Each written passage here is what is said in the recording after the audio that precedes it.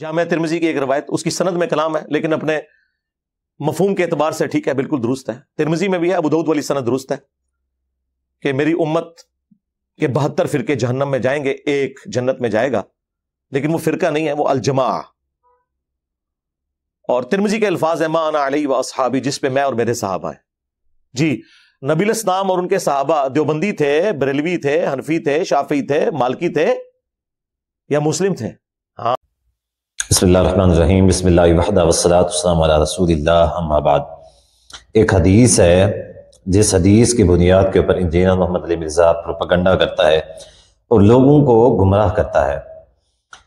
وہ حدیث کیا ہے؟ وہ حدیث پہلے میں حوالہ دیتا ہوں، بعد میں اصل حدیث کا مفہوم بیان کروں گا۔ وہ حدیث ہے 72 اور 73 فرقوں والی، کہ نبی صلی اللہ علیہ وسلم نے فرمایا کہ بنی اسرائیل میں 72 فرقے بنے اور میری امت میں 73 فرقے بنیں گے۔ اور پھر نبی صلی اللہ علیہ وسلم نے فرمایا کہ وہ جو 73 فرقے ہوں گے سارے کے سارے فرقے جہنم میں جائیں گے الا واحدۃ، ایک فرقے کے علاوہ۔ اچھا، اس حدیث کے بارے میں انجینئر محمد علی مرزا کہتا ہے کہ فرقے جہنم میں جائیں گے۔ یہ جتنے بھی فرقے، یعنی یہ ثابت کرنے کی کوشش کرتا ہے کہ یہ جو بھی لوگ دیوبندی، بریلوی، اہل حدیث، یہ سارے فرقے ہیں، اور جو بھی ان کے اندر جائے گا وہ جہنمی بن جائے گا، وہ جہنمی بن جائے گا۔ اس وجہ سے وہ کہتا ہے سارے کے سارے فرقے جہنم میں جائیں گے۔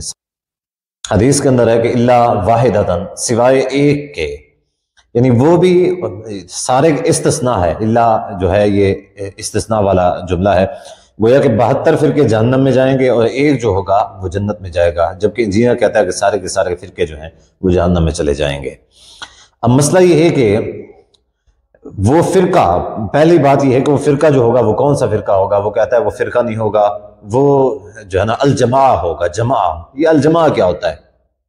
جی، الجماع کیا ہوتا ہے؟ مرزا سے پوچھنا چاہیے تھا کہ الجماع کیا ہوتا ہے؟ بھائی دیوبندی نہیں جائیں گے، بریلوی نہیں جائیں گے، وہ الجماع آپ کا فرقہ ہے، وہ آپ ہیں۔ الجماع کون ہے؟ ذرا الجماع کی تفصیل تو بتاؤ۔ انجینئر محمد علی مرزا یہاں پہ ڈنڈی مارتا ہے، الجماع کا مطلب نہیں بیان کرتا، ٹھیک ہے؟ الجماع کا مطلب نہیں بیان کرتا، اس وجہ سے کہ لوگ پھر حدیث کا مطلب سمجھ جائیں گے۔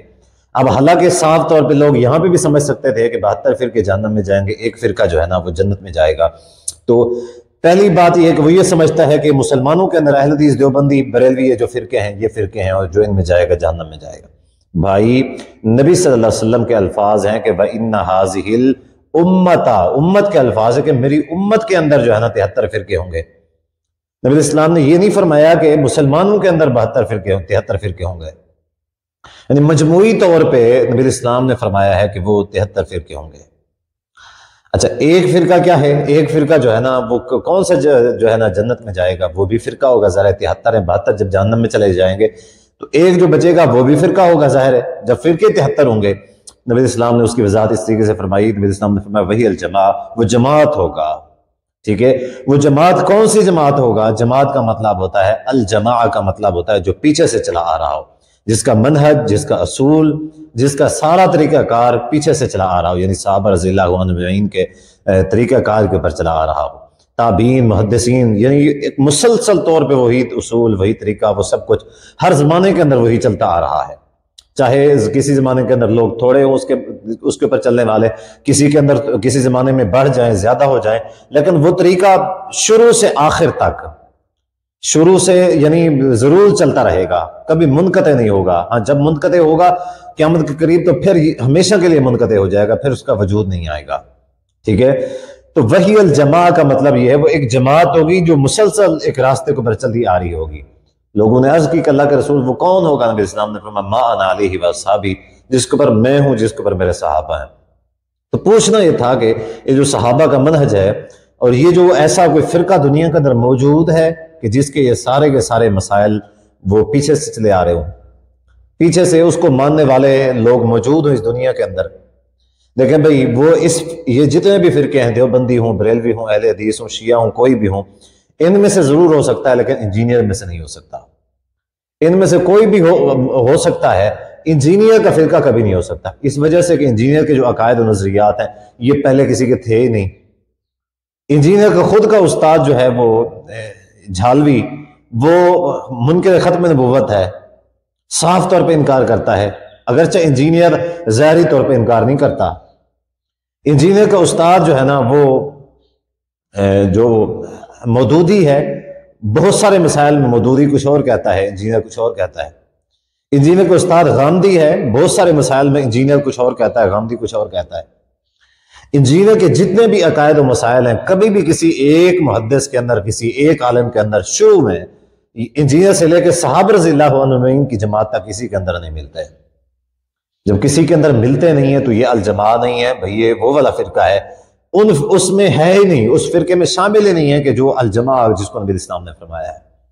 الجماع کا مطلب یہ ہے کہ جس کو اصول، جس کے عقائد، جس کے مسائل پیچھے سے چلے آ رہے ہوں، ہمیشہ کے لیے الجماع چلتے آ رہے ہوں، سلسلہ ایک چلتا آ رہا ہو شروع سے۔ یہ سلسلہ انجینئر محمد علی مرزا کا جو ہے یہ کبھی نہیں چل رہا۔ اس کے سب سے مختلف مسائل ہیں، حتیٰ کہ کئی سارے ایسے لبرل سیکولر بھی بیٹھے ہوئے ہیں جن کو انجینئر کہتے ہیں، یہ بہت بڑے عالم ہیں، یہ بڑا دین کا کام کر رہے ہیں، لیکن وہ بھی انجینئر کو روسٹ کر دیتے ہیں۔ وہ کہتے ہیں یہ جھوٹ بولتا ہے، فلاں مسئلے میں جھوٹ بولتا ہے۔